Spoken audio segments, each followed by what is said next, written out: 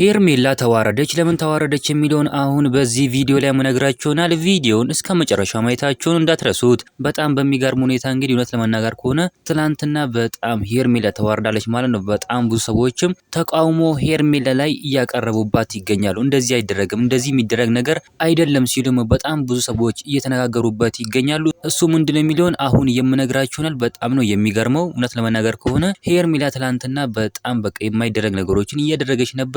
ከአብርሃም ጋር ራሱ ላይቭ ላይ ማለት ነው የተሳሳሙ በቃ የማይደረግ ነገሮችን እያደረጉ ነበር ማለት ነው። ይሄ ደግሞ ተገቢ አይደለም ብሎም በጣም ብዙ ሰዎች እየተናገሩ ይገኛሉ።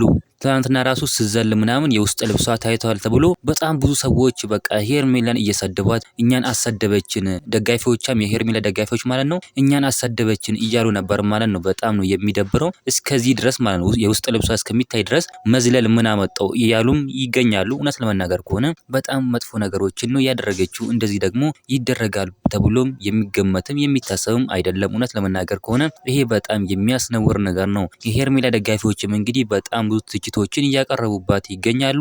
እኛን ነው ያሰደብሽው፣ እኛን ነው ያስናቅሽው እያሉ በጣም ብዙ የሄርሜላ ደጋፊዎች እንግዲህ እያወሩ ይገኛሉ።